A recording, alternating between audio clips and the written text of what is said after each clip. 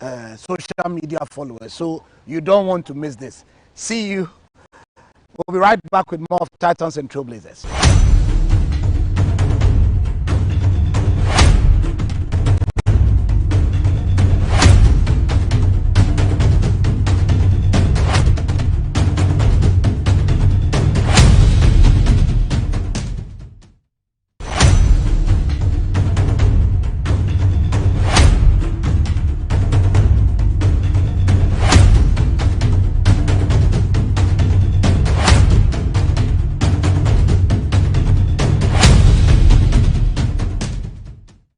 Welcome back to Titans and Trailblazers, where I have today Nanaba Anamwa, who is a ride or die Manchester United fan. She's very close to Onana, and she prays for him that the guy will get better, because at this rate it's going to be a problem. Nanaba, you're welcome. Thank you very much, Prof. Good to see you. Good to see you too. So, in the spirit of red, where is Onana? That man. Onana, what's the time now? I'm sure he's in bed relaxing. We are not his priority. He doesn't seem traumatized about the club is going through. He can't be bothered. He's playing for the biggest club in the world. Why would he be bothered? He's paid every week. Why would he be bothered? Hundreds of thousands of pounds. Of course, of course. I wouldn't be bothered if I were wearing his shoes. Life will just go on for you. Life will go on, because who's dropping me? Who's getting rid of me? It's amazing. He's still there. Well, who wants him? Okay. So it's more a question of there's nowhere for him to go. No, who wants him? So you have to just believe God and stay. Exactly. Oh, wow. Exactly. Wow. So this Man U club, what's going to happen? Well, I think a lot of things have to happen. Okay. A lot of things have to happen. We've been changing managers. It's like a revolving door. They just keep coming and going. Alex's time, how is it that his departure has never quite been... I don't know what it is. Listen, I love Sir Alex Ferguson. Okay. I love him to bits. Okay. I respect the man. Yes. I respect his craft. I respect the history. Okay. He's a legend, okay. a true legend. Okay. But I think that at the time he was departing, he took a very great decision to leave at that time. That was good. You know, you leave when the applause is very high. Yes, yeah. That's when you leave. But he was selfish. Oh, really? And this is a very unpopular opinion. Please say it, but I on think my show. Yes. that I think that he was very unselfish with his succession plan. David Moyes had no right to come to Manchester United. Oh, wow. David Moyes is a little club manager. Very much. You don't bring David Moyes from Everton very much to come and coach Manchester United very after much. Sir Alex Ferguson. Very much. What I think is that Sir Alex was protecting his legacy. Okay. Because there were other people available who would have happily come to Manchester United. Indeed. And probably done better than Alex Ferguson. Indeed. In the next 1, 2, 3 seasons very after much. him. And so I think he was selfish. I love him. I totally love Sir Alex, but he was selfish in his succession plan. Okay. I mean, David Moyes came to Manchester United with no plan. Indeed. David Moyes would go to the training room and be playing tapes of Everton players for Manchester United players to watch. I heard those stories. How dare you? I heard those stories. Champions League winners, Can you imagine? Premier League winners, they had won everything. Can you imagine? And they were watching everything. The jersey is blue, right? Yeah. They're not even popular in their area. Liverpool beats them all the time. Absolutely. How do you bring that man to coach Manchester United? Wow. And so I think that he was very selfish. Okay. And I can understand it, because you want to protect your legacy. Yeah. So sometimes being selfish is a strategy. And so that was no a one strategy. can be better than you. Of course, but who has? No one, no. No one has. So he could almost see this coming. Of so course. it was almost like a crystal ball thing. Of course, he could have gone for Pep at the time. Yes. He could have gone for Zidane at the time. Yes. He could have even brought in Mourinho earlier. Yes. Wow. But what did he do? He went for his countryman, David Moyes. Really? Okay. So since we're on the subject of football, there's been some banter on social media last week or so about why don't we put money into our local league? Why are we always going to DSTV to go and watch foreign leagues? And then a very revered lawyer said the kind of marketing sophistication the Premiership has, whether you put in whatever into local league, people will still go and watch the Premiership. Absolutely. Sure. The Bundesliga is a very strong league. Yeah. The French league, Ligue 1, is a very strong league. Serie A is a strong league. They market it well, but they do not come anywhere close to the Premier League's marketing. Look, the Premier League has a production unit. They have Premier League productions. It's dedicated to the Premier League. They've marketed it very well over time. Excellent. And the clubs themselves are putting in so much money. Excellent. Why would Manchester United go all the way to China? Indeed. They'll go to Asia to do a tour. Indeed. It is all part of the marketing and the branding. Indeed. And if the Ghana League, managers of the Ghana League think that anyone will abandon a game between Bournemouth and Brentford to go and watch Kumasi Asante Kotoko and Hartlepool, they are kidding themselves. They're in cuckoo land. They are kidding. No one would. Because even an unpopular player in Brentford kicking a ball is more exciting to watch than to go to Kumasi Stadium or Accra Sports Stadium to watch Hartlepool and Kumasi Asante Kotoko. Because number one, your safety is not guaranteed. Number two, the stadium is sick. You are not sure if you're going to walk away with tetanus after the game. So why do you have to go there? Number three, the players are not paid well. So what are you going to watch? The players are not playing with excitement. They are playing because they want the next team in Qatar or Addis Ababa or someplace to spot them and give them $200 a month or a week. Whatever it is better than playing in the Ghana League. So what is that? There is no attraction at all. The other leagues that I mentioned abroad are also very strong leagues, but they are trying so hard to catch up. Look, if you sit behind your TV and you watch a Serie A game or a Ligue 1 game, it's lovely to watch. It's technical. But when you switch to nothing like a Premiership. The whole atmosphere is electrified. Exactly. It's as if it comes into your room. Look, they have microphones in the stands. It is what it is. So whatever, if you shout, oh, absolutely, we can hear it. Absolutely. We hear everything. Absolutely. It is exciting. The production is tight. It's world class. Yes, world class. So the Ghana League should forget. I mean, they have to do so much more. In any case, they are not doing anything.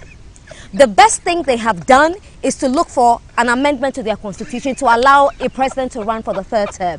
That is what they are more interested in. They are not interested in keeping the players here. When our players retire, why will Michael Essien retire from football and be working in Denmark? Michael Essien could have retired to come and play in any of the teams here. Indeed. Liberty Professionals, where he started. Indeed. He could have come back. Sule Muntari, Stephen Appiah, any of them could have decided to come back. But where is the attraction? Indeed.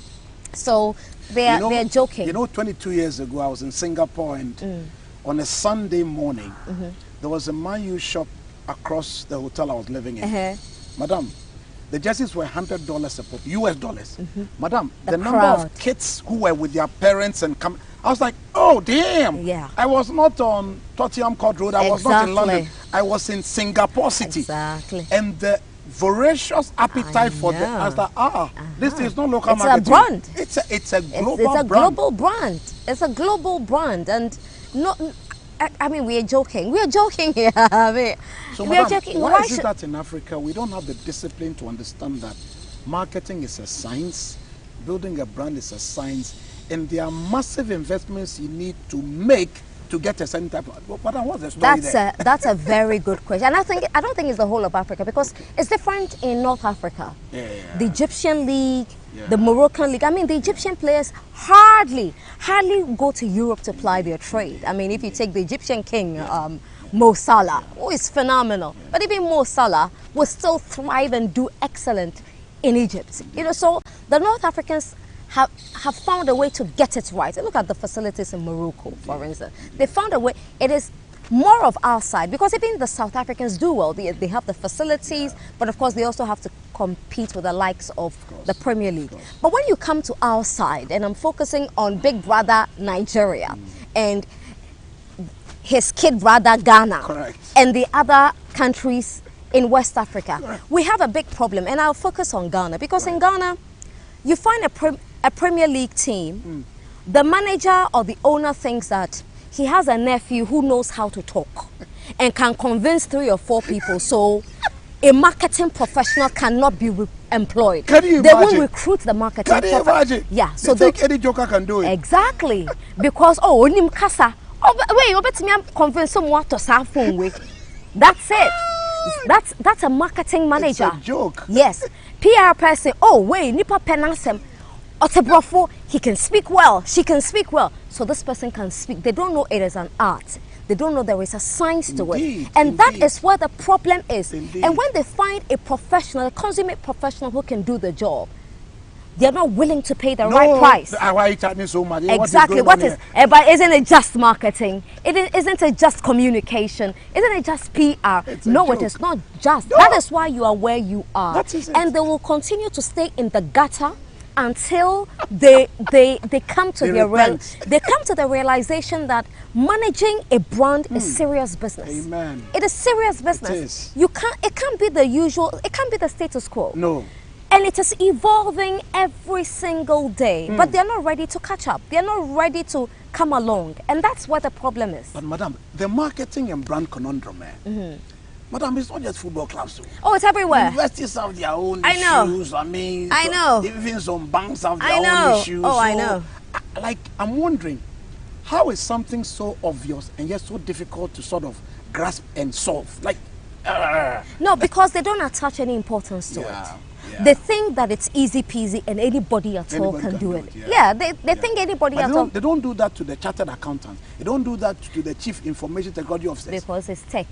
Accounting is mathematics. They can't understand. No, they don't understand. They struggle with mathematics. Do you get it? They struggle with, but marketing, communications, PR, they think you can just read a line or two, break it down, and go and execute. This is what they think. That is where the challenge is. But they don't know that even in marketing, there is some applied science. You have to do some maths. And B2B marketing is different from B2C. Right. Consumer good is not banking. Like, it's a whole science. You need to know exactly what you're doing. Yeah. Okay, so on the issue of marketing, let's segue into media. Right. So what's the story with media in Ghana today? Because 20 years ago, you didn't have so many vernacular stations, for instance.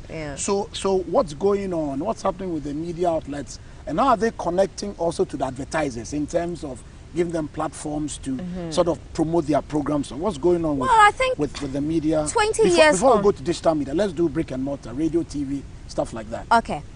We've come a very long way, and we need to give credit to President Kufuor for liberating the media. We've seen a proper proliferation. I think there are just too many radio stations. No. It doesn't make sense. Our population is just too small for this number of radio outlets. But it's a conversation for another day because they keep giving the frequencies out anyway. Indeed. When you look at the media landscape, especially for radio, it's still vibrant. Radio is still vibrant. Yes, please. Radio is still strong. The journalists, you have a good number of journalists who are very brave. Indeed.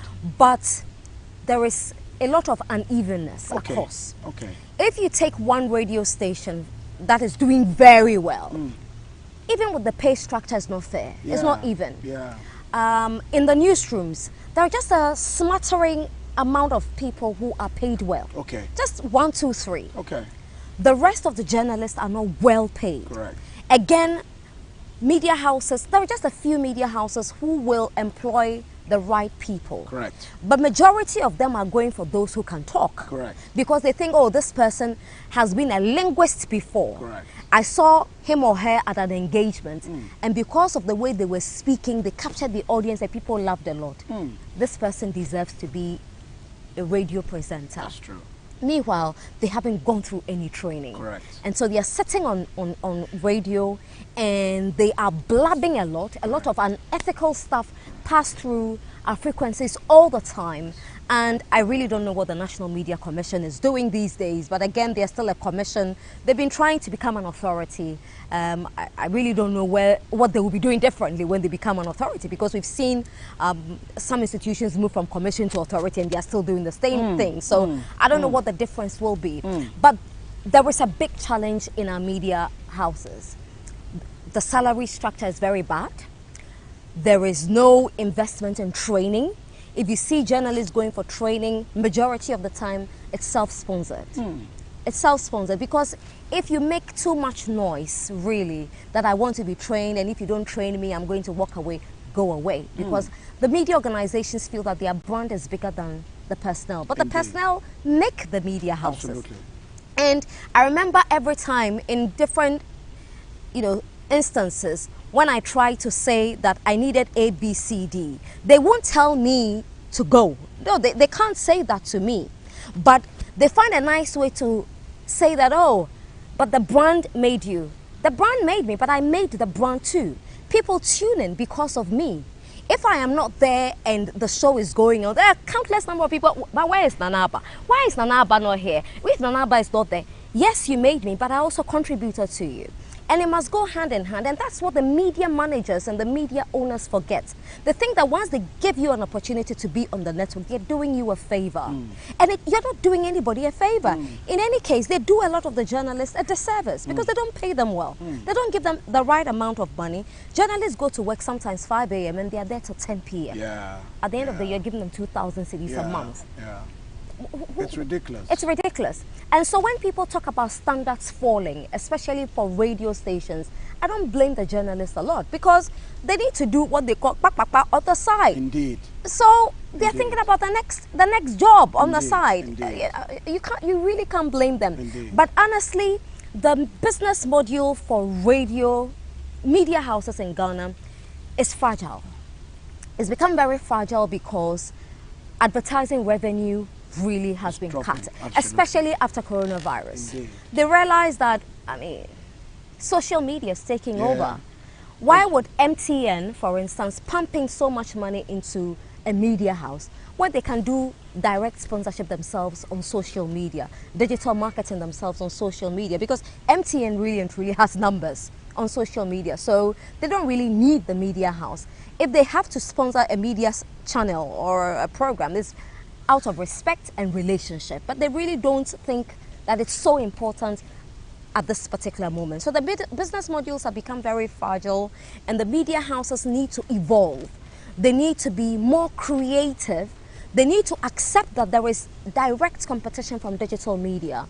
You find radio stations, TV stations, even newspapers now with some presence, a lot of presence on digital space. Very much. But still, they're not doing certain things right. A few of them get it, majority of them don't get it. But it will change because the competition is getting better, and I want to believe that things will improve for the media house, but a few of them are making profit. So let me ask you, on Sunday I was just scrolling and I came across a fascinating show of African Voice on CNN. Okay. And they were profiling the famous Nathaniel Bassey and then Messi Chino, Jesus, you love me too much. Oh. And it was so well produced. Looking at the show, I got the sense that the guy didn't come to Nigeria.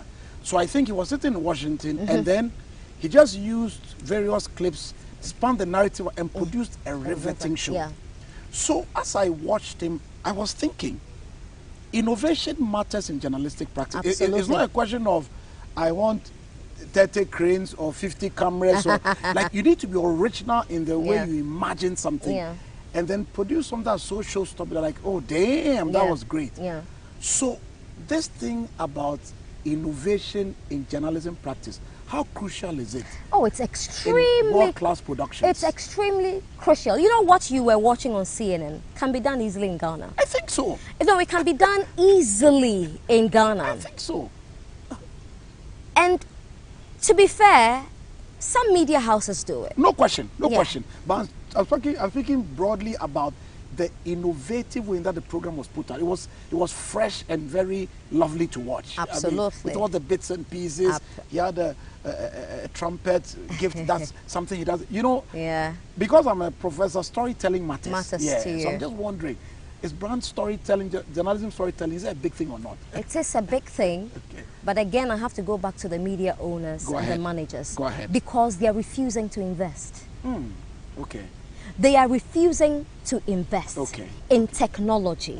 They keep thinking that the status quo is still normal. No, it has changed. It has changed. No, the thing has shifted. It has changed. I mean, I'm sitting here with you and you're doing a 3-camera production with lights. Absolutely. And the last time I did a similar thing, an interview, Yes. I used just an iPhone. There you go. There you go. I used 2 iPhones, and There I you said go. to myself that I'm not going to pay 6,000 cedis in 2025 Exactly. when I have 3 iPhones, 2 iPhones, and I can Absolutely. still do my production. Absolutely. I have mini microphones. I can do Absolutely. the production. Absolutely. And I did it. Absolutely. And once the production was done, it was edited on again on an iPhone. There you go. And it There came you out go. fantastic. Awesome. Awesome. Okay, Awesome. but the media house will not invest in an iPhone. Absolutely. Absolutely. They won't invest because they think that the camera they bought 8 years ago, You have to use it. you still have to use it because the camera is working. Okay, forget about the iPhone. If you still have a camera that was purchased 8 years ago, it won't give you the same resolution as these modern cameras. Absolutely. Why are you not upgrading? There are new microphones now. Why are you not upgrading? Because you have young personnel who want to work with new modern equipment. Absolutely. But you want them to use old equipment. And then you turn around and say that the young people these days are lazy. Right. No, they are not lazy. You are archaic. You are irresponsible. You are selfish. You don't care. Absolutely. You don't care because you need to evolve with time. Absolutely. Absolutely. You have to evolve with time. Absolutely. There are modern gadgets now. The cameras CNN, BBC are Yeah, using yeah. can be used by Ghanaian technical producers, Absolutely. technical staff. They can Absolutely. use it. Why are you Absolutely. not giving them that? It is called confidence. Give them the confidence to use the new equipment and they will compete with the likes of CNN easily. Absolutely. Because they are doing it on their own with their iPhones anyway. That's right. They are That's creating the content every day with That's it.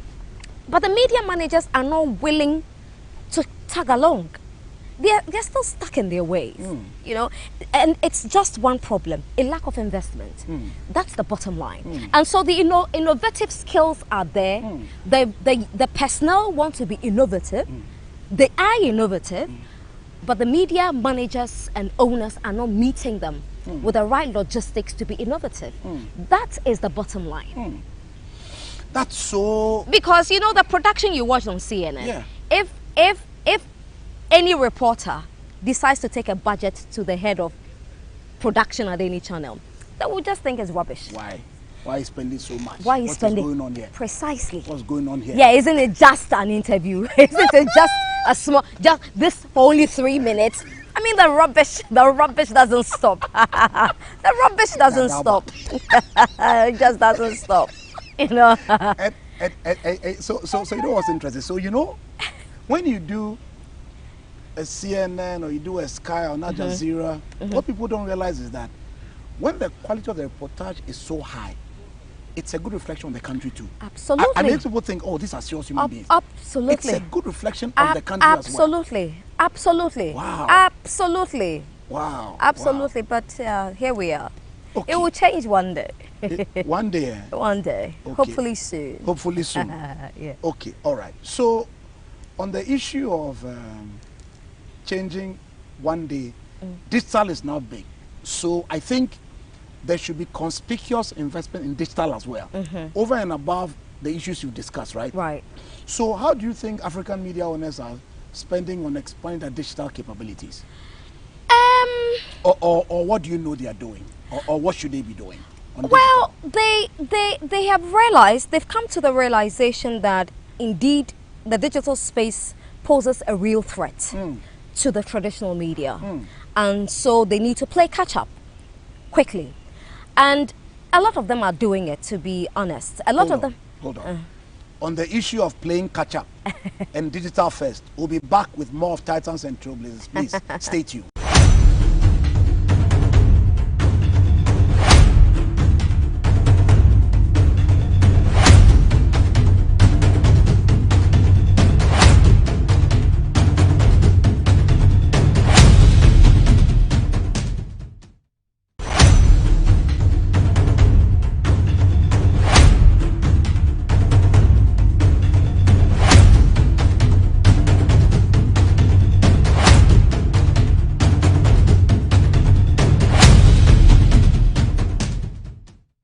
Welcome back to Titans and Trailblazers, and we're going to take the famous Nana Bear's comments around building the digital capabilities of African media organizations so that, in her words, we can play catch up and maybe hopefully even leapfrog. Madam, what are your thoughts? My thoughts are really simple. I think they're doing enough. Well, I'm not sure about enough, but they're trying. They're trying because money as well has become very tight. Correct. The media business is down. Yes, please. I mean, despite the proliferation and everybody's penchant to get a channel. I don't know what the fixation is. I mean, I meet people and they tell me, "Oh, Nana, but don't you think you should own a TV station?" What do I need a TV station for? Wow. It's like a fashionable thing. Yeah, what do I need it for? A radio, a TV station. What do I need it for? Yeah. I mean, there is YouTube. Yes. Why should I waste my time to get a TV station or a radio station? I don't need it. No. But people are fixated with that. But I'll come to why that fixation exists. But the media managers and owners are beginning to realize that the digital space is important. They need to be in there. My only challenge really with getting into the digital space, and you can see that the media houses are everywhere, but they need to be more out there. They need to be more vibrant. They need to be more visible. But also they don't need to drop the standards. Because that is the difference between a media house that understands the digital terrain and knows that this is where the world is moving without compromising on standards. Absolutely. When we had this very unfortunate helicopter crash, there were reputable media houses who just dropped the guard.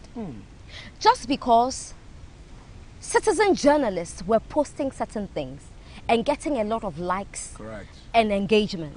And so they felt that it was okay to also post videos showing the very gory images of these 8 men.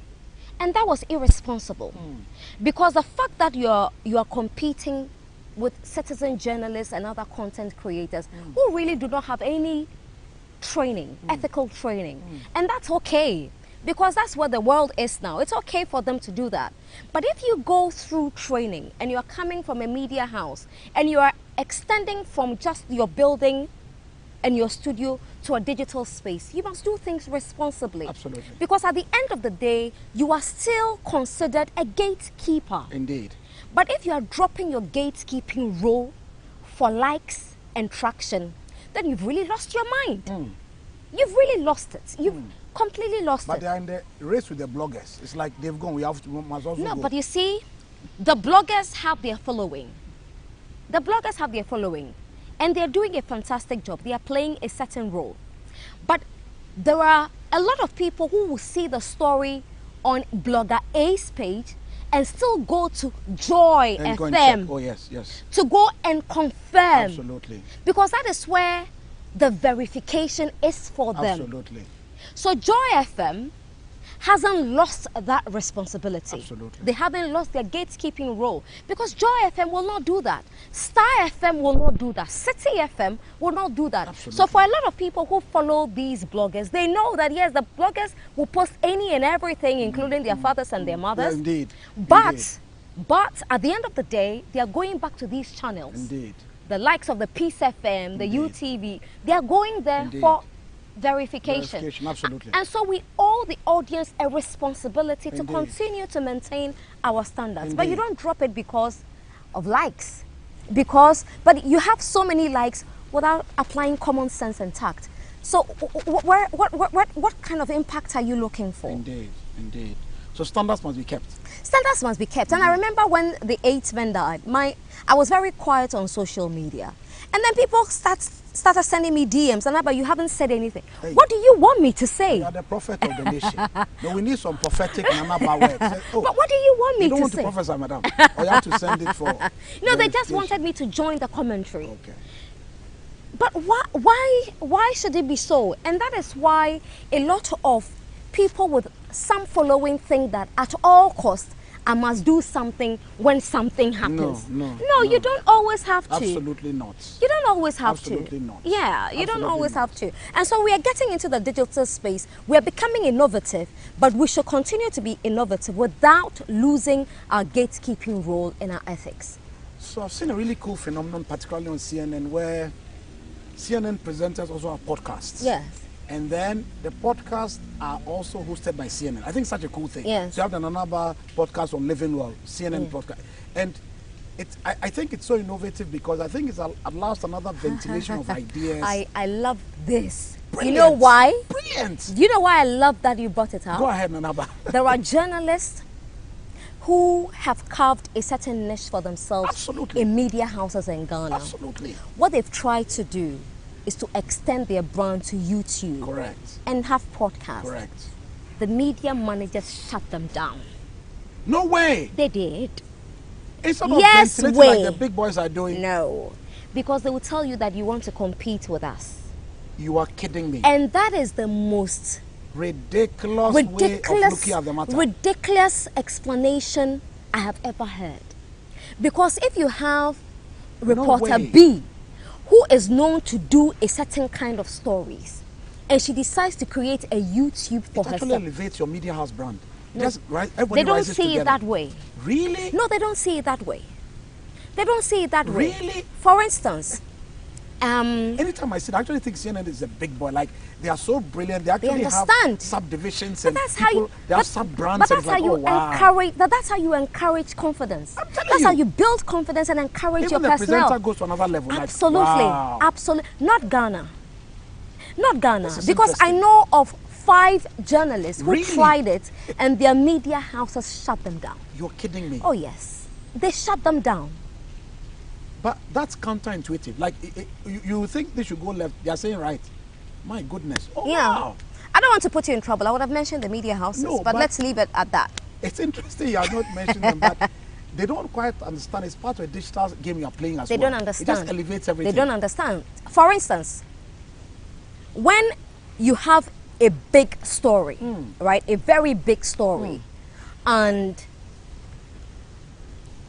I want to use an example. I don't want to use the helicopter crash because it's too emotional for me. What has happened recently that was exciting? I don't also want We to went use... to Singapore. I don't know. okay. We went to sign some big things in Singapore. and Japan. That was an exciting Very trip for the much. They said president. we're It going was, to open places in Detroit, Massachusetts. Exactly. We need more consulates because we want more business. Yes, I follow it was. that. I think it was a good outing for President Mahama. I think it Very was. good outing Yes. for him. Yes. If you have a reporter following President Mahama, the reporter should not take videos with his or her phone and send it to Accra to the social media team.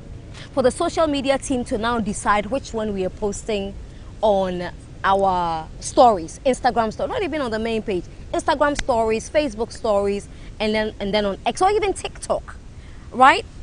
The reporter can be given that confidence to, at that particular moment, 1 hour, 30 minutes, handle the network's social media. 100%. Because it is happening this minute. Absolutely. And it must go this minute. Absolutely. And that is why when you are watching CNN or you're following CNN on social media and BBC, when President Putin is speaking, the short stories are there.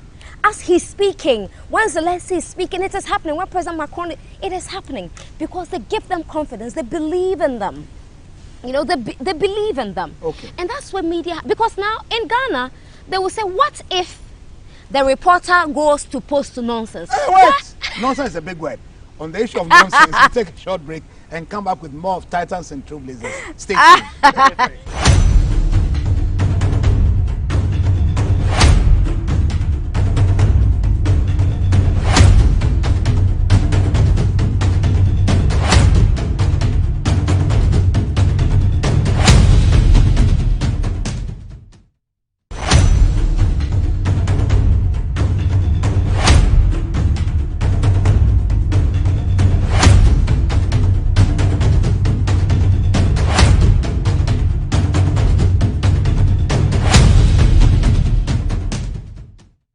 Welcome back to Titans and Trailblazers, and we're on the explosive topic of when you travel with a president, Yeah. and the issues are happening real time, and you're supposed to be 1, 2, 3, 1, 2, 3. Absolutely. Madam, what were your thoughts? My thoughts are that give the reporter the confidence to handle that social media platform at that particular moment. You can always change the password All the time. if you believe that the reporter will take advantage to post what they call nonsense. But I don't think any reporter worth their salt following the president or following any other story would do that. But that is how you build the confidence of personnel in an organization, by trusting them with very little things.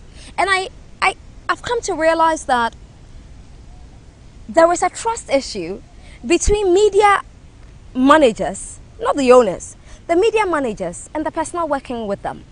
There is a trust. I don't know where that distrust comes from, but I've tried so hard to understand, because the kind of opportunities I give to. But sometimes the people too are not very straight, madam. I get the sense sometimes that some of the papa they go and do, it impinges sometimes on revenue that could have come to the institution. Pay them well. Okay. Maybe pay them well. That's part of if you are paying the cameraman 1,000 cedis a month, if you are paying the cameraman 1,000 cedis a month, what exactly do you expect the cameraman to what exactly do you expect the cameraman to do? How do you want them to live? How do you want them to survive? Okay. I totally understand any cameraman who will do pakpakpa, or any reporter who will do pakpakpa on the side, because they are not being paid well. Yes, please. Professor Hinson, look, they think paying a reporter 2,500 cedis a month is a lot of money. It is not. It is not. In fact, they even think that paying a reporter 5,000 cedis is a lot of money. It is not. It really isn't. Because if the cameraman who is being paid 1,000 cedis a month decides to do 2 pakpapas a week, they'll be getting close to 5,000. Absolutely. They'll be getting close to 3,000. They have family. So how exactly do you expect them to come to work and be happy to execute their responsibility? They won't. And I totally understand them. The media houses need to start paying personnel well. Period. You need to pay people well. But if you don't pay them well and they are trying to cut corners here and there, and you say that, oh, it's affecting our revenue, the business you're doing could have come to us, you don't have any arrangement with them. When they bring you the business, how much commission are you giving to them? If you promise them a 20% commission, are you giving the money to them really and truly? No, they are not. So, madam, I've seen you on billboards, I've seen you on radio and TV trying to promote women conferences, women empowerment, women linkages. Please, what's your fascination with women and getting them to grow better? I'm a feminist. Oh, you are? Oh, yes. But you like men?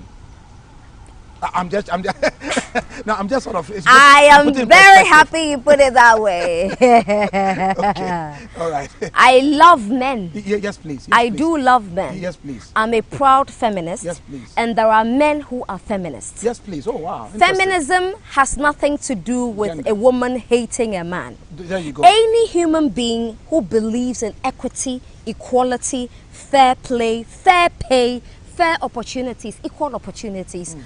For everyone. Qualifies to be a feminist. No matter where they're coming from and no matter their gender, it's a feminist. I hear you. There is this attempt to make the word feminist derogatory. Correct. And I've had people say to me, oh, you feminist, and they think it's an insult. Oh, wow. I wear the badge happily as a feminist. Okay. Basically, that's it. Okay. So I'm a proud feminist. Okay. One who believes in equal opportunities for both men and women. Okay.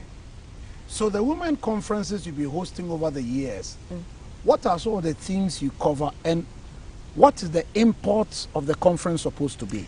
This year's event was in Paris, Women of Valor. Yes. The theme was the audacity of courage. Okay. And I have met so many young people, both men and women, who struggle with courage. Okay. And I want to focus on women more. Because, Professor Hinson, I'm sure you've been in such situations. When you're conducting an interview for a job, a man brings his CV, a woman brings her CV. You peruse the man's CV and it's very, very vibrant. Indeed. Vociferous. Indeed. Like this man, oh, he can do it. Absolutely. Until you start talking to him and you realize that he's empty. Yes. The CV was just a CV. It's puff puff. Yes. But the woman's CV is just about okay, very modest. Understated. Understated. Yes. Until you start talking to Like, her. oh, wow. And then you realize, oh my She's God. Brilliant. Okay. So it is a courage issue for a lot of our women. Okay. And that was why we had that thing, the audacity of courage. Correct. You know, because we want our women to be more courageous. Correct. We want our women to stop saying, I'll be okay with whatever you give me, when they are asked to talk about salary. No, you can't be okay with whatever they will give you, because the man will come in and say, I want $8,000. And then the organization will say, okay, let's talk about it. And then they'll come to a middle ground, okay, $5,000. But the woman will say, oh, I don't know, but whatever you are willing to give me, I don't know your budget, but I'm ready to go with it, because she needs the job. Indeed. And so she's okay with $1,500. Meanwhile, she could have bargained for $5,000. So we just want our women to be more courageous, bold, to be able to stand up, assertive, you know, not impolite, not disrespectful, but assertive. Know what you want and go for it, because no one is going to go for it for you. You need to do it Madam, yourself. These women, aren't they Christians? Because the Bible says in Proverbs 28:1 that if you are bad, you run when nobody is chasing you. But the righteous are as bold as a lion. So I wonder, when they preach in church and they go to work, why they don't use the scripture? No, but bold, we'll get it done, we'll sort it out. I want $15,000 a month. We can talk from there, because I'm creme de la creme. Let's talk. No, they've been conditioned to be quiet. Yeah, indeed. And indeed. it starts from the home. Indeed. You don't really have a voice. Indeed. And if you're a woman with a voice, you are called names. Too known. The number of times I've been called Ashawo because I decided to speak my mind. Yes, please. And when people call me Ashawo, I tell them that, look, you need to be innovative. Oh. That insult is wrong. It's old old school. school. Find new ways. I mean, find new ways. Hey, because calling me Ashawo, I mean, sometimes when I hear the Ashawo, I smile. Yay, that's it. Because I feel I'm doing the right thing and I'm getting under your skin. Okay. You know, but people call these women names, but it's not every woman who has a tough skin like I do. Okay. And so they will cower. But we want our women to be courageous, brave. But we also want the men to understand that being a feminist or pushing a woman is not a competition or a fight with you. There are men who believe in equal opportunities for everybody, because you men have daughters. You want the best for your daughters and your sisters, yet you don't want the best for the woman you are working with. Why? Men should be able to push other women to rise in organizations, sponsor women to get into boardrooms, because if you have more women there is more. Madam, women who are brilliant, they are different. I was going to like, say... They are different. No, they are not. No, they are just excellent. Like, oh, you mean in a good way? Madam, you are like... Absolutely. Their brilliance is beautiful to watch, because it's like... They have some... Absolutely. Flair they bring to it. Indeed. Yeah. So when we were in Achimota, in sixth form, some 8, 9, 10 girls came from some school in Cape Coast to our school for sixth form. Madam. They were brilliant. They were... When we do exams and we are 30 in the class and they are 2, they come 1, 2. Then we that the school is fast, we come 3, 4, 5. And today they are all doing excellently across the globe. Absolutely. So I saw firsthand how women can be totally brilliant with no apologies. Absolutely. So and that's what we want. That's what you want. That's what we want. We want women to be supported. Okay. We want equal playing field. Okay. We also want organizations to understand that a woman will go through a certain biological change. Indeed. Because you find HR personnel, and sometimes, unfortunately, it's even women who will think that, oh, because the woman just got married, she's likely to get pregnant along the way. So we might as well give the job to a man. I'm telling you. And that is unfair. I've actually heard and seen that. It amazes me. Yeah, it is unfair. It's so unfair. And it has to change. It really has to change. And that's what all of these feminist platforms try to push. And no one is hating anybody. There are men who hate women. They are misogynists. There are women who hate men. They are misandrists. That's okay. That's their problem. But feminism is not women hating men. I mean, I love men. I love men to bits.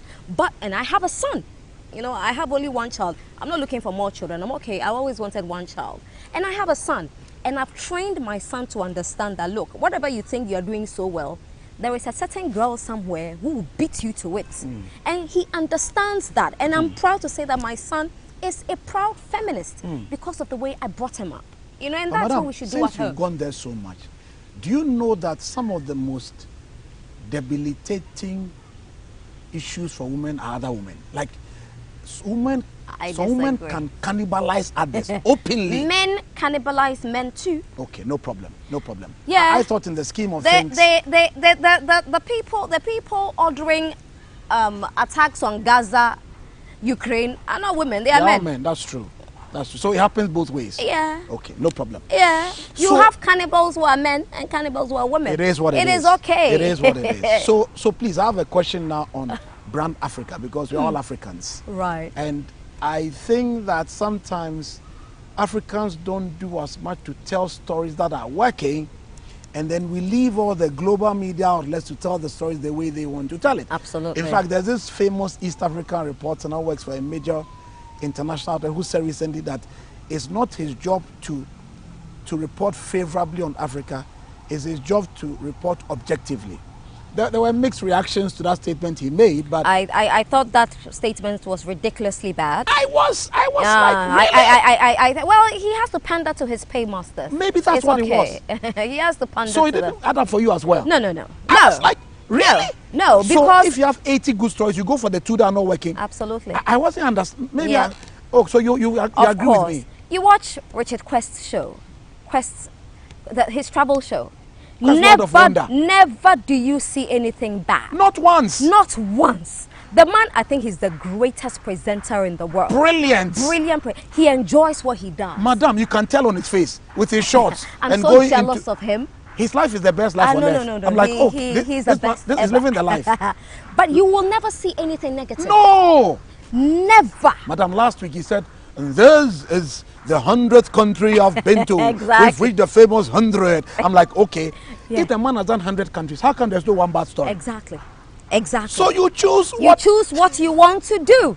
Wow. You choose what you want to do. And that is why we need vibrant media houses in Africa Indeed. to tell longitudinal stories. Indeed. Our stories cannot be captured in one lens. Indeed. That always focuses on the problems. Indeed. If we're even focusing on problems, and it's okay, because in journalism they say that if it bleeds, it leads. I mean, I've never sat in a journalism class before, but that's what the journalists say, that if it bleeds, it leads. And we can understand that. But what happens between the bleeding and the time it's being fixed? We don't report breakthroughs. No, we don't. We focus on only the negatives. Indeed. But when we highlight the negatives, there is a point where the negative is fixed. Indeed. We don't go back to highlight We the don't. the We don't. fix. We There are don't. just a few that will do it. But even that, they are taking credit. Oh, radio gets results, which is good. I like it when they say that, because they've highlighted the fix and the consequence. Indeed. That this is what happened after we highlighted it. Indeed. But it hardly happens.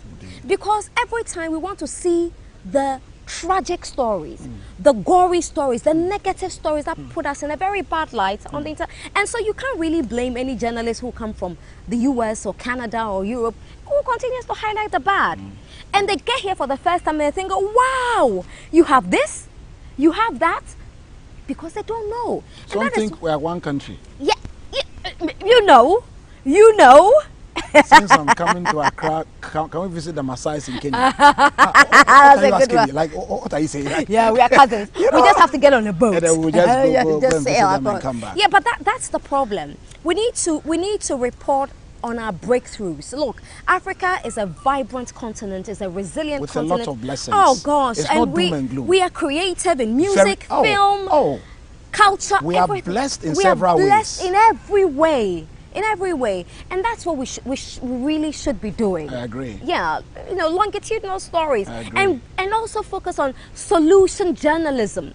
Solution journalism, because things are changing, really and truly. So, madam, we have to wrap up. But if what you are saying so passionately is true, and fortunately, I agree with you 100%.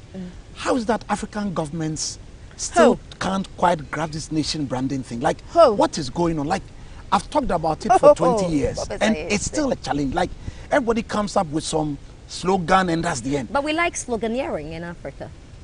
We No, like but it doesn't sloganeering. fix problems. You need more systematic thinking, in my humble opinion. You know what the problem is, and how we can fix it? Yes, please. Education. Oh, madam. It's education. Madam, I want to thank you for listening to this explosive edition of Titans and Trailblazers. Thank you so much for watching. We'll be back again very soon. Bye for now.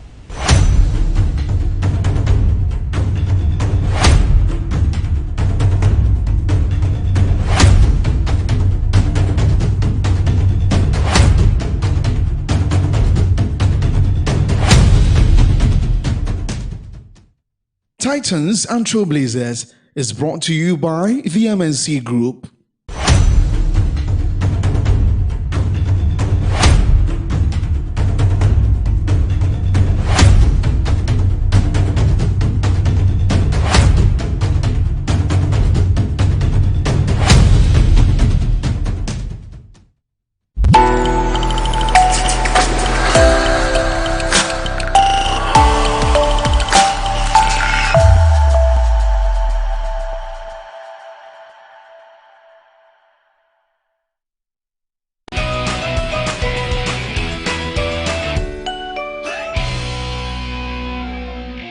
We're going to be talking about chronic kidney disease. I'm sure that a lot of you know about this. I mean, I've had friends who have died from that, and I'm sure that you also do. And it is something that is happening everywhere. You can't run away from it. You've heard plenty people talk about it. We're going to be talking about that with Dr. Michael Yankee. He's going to tell us about the risks that are involved in that, and then also some of the labs that you're supposed to take so that you can figure out whether that is what you have, so that care can be taken quickly and then your health can be brought back to you. Dr. Yankee, once again, we're here. Thank you, boss. All right, so chronic kidney disease, talk to us about it. So, in very simple terms, when we say chronic kidney disease, what it means is that it's a decline in the function of your kidney. Now, first of all, you must understand that your kidney is what produces urine. How does it do that? It filters your blood, it removes all the waste products from your blood, and then it comes out as urine. So, the urine that you see contains a lot of waste. It's not supposed to be in your blood.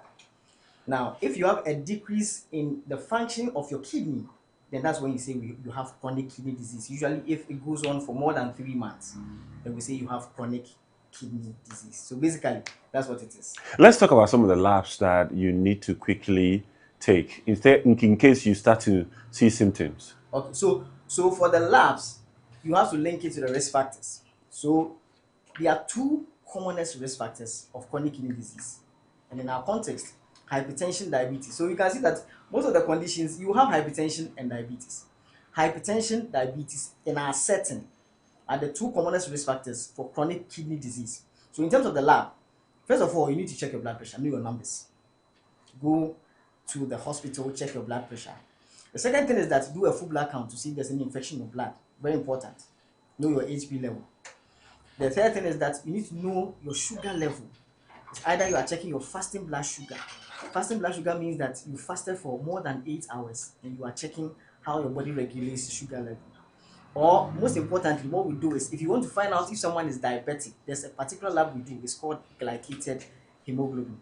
It's very simple. I mean, it's a big word, but it's very simple. What it means is that the percentage of sugar that is bound to your hemoglobin, we calculate the percentage and then tell you whether it's within the normal range or above the range. Then that range can tell us if you are actually diabetic. So glycated hemoglobin, do a full blood count. Then most importantly, you have to do a kidney function test. There's something we call the EGFR. It's the filtration rate, the ability of your kidney to filter the blood to produce the urine. If it is down, it is on that basis that we say that, okay, you have a stage 1, stage 2, stage 3, or we say that you have a kidney failure such that you need dialysis. That is how we're able to determine. So you do a kidney function test. The fourth thing is that you need to do a lipid profile, check your cholesterol level, because that can also put you at risk of having a CKD or chronic kidney disease. All right, so you were talking about dialysis, and I wanted to quickly have that conversation with you. Why do you think these days majority of the kidney disease or kidney failure disease that's happening all around has to do with the youth? And most of them, when you go to the dialysis rooms, they are the ones that you meet over there. And what are the advantages and disadvantages of the dialysis? So like I said, you know, this youth, I don't know whether it has to do with the kind of food that people are producing now.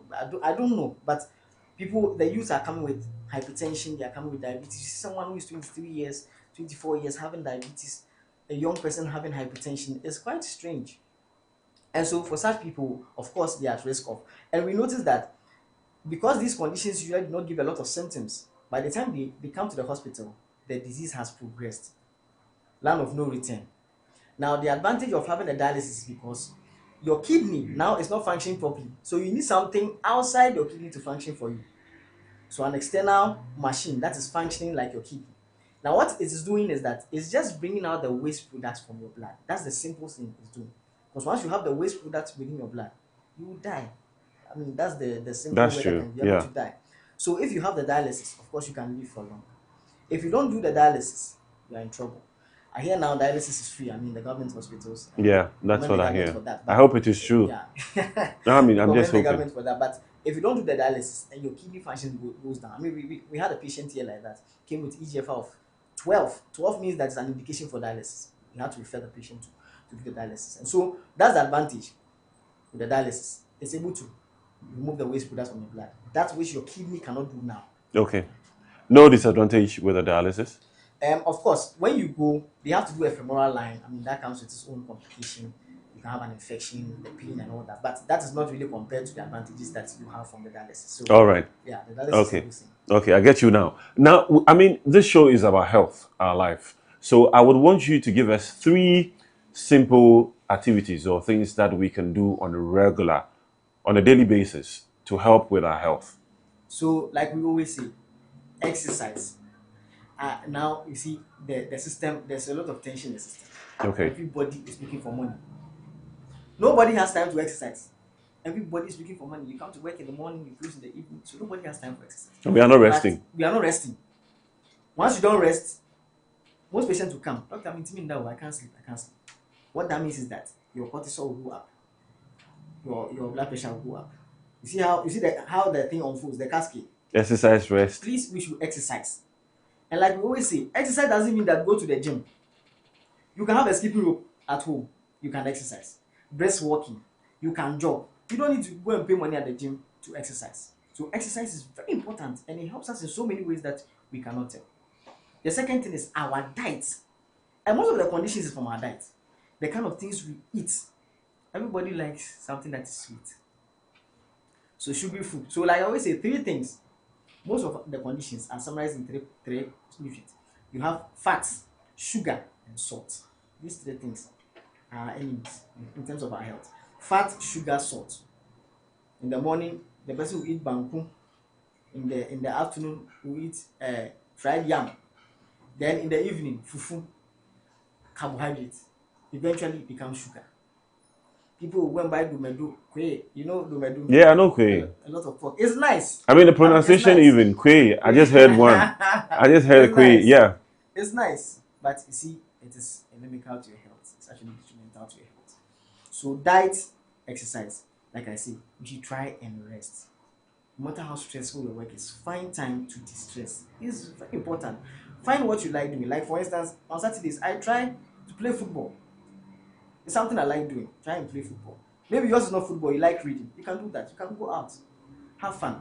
But please don't take alcohol when you go out. Don't take alcohol. Okay. Like you say, WHO has said there's no safe level of alcohol intake. So please, those of you who have been taking alcohol, please be warned. All right. So thank you. Thank you very much, Dr. Yankee, for talking to us. This has been our Health and Life series on Metro TV. Take good care of your health. We need you. You need us. Let us come together in health to do the things that we came here on earth to do. We'll see you in another episode of the show.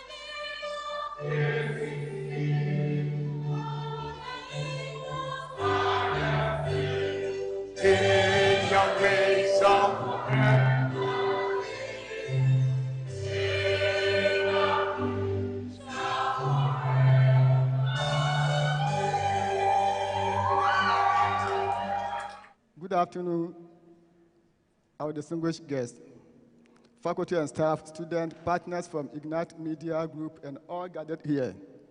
On behalf of the principal and the entire management of Accra College of Education, it is my honor and pleasure to welcome you all to this important seminar on health and wellness. We are especially grateful to Ignite Media Group and Metro TV and probably any other media house for partnering with us on this timely and vital initiative. So as we all know, Church, that we are partnering with Ignite Media, well known as Metro TV, and we want to take one or two words from them, want to take something from them, want to hear from Ignite Media, want them to at least give us a word or two. So I want to take an opening remarks from the media house executive and invite here Madam Akosia Ajay. Can we put hands together for Madam Akosia Ajay as she comes to give us an opening remarks, which is directly from the media house.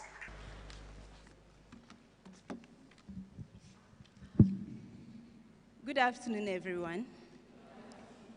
On behalf of the entire Ignite Media Group, I would like to extend our warmest regards and appreciation to the faculty, students, and organizers of this vital mental health seminar.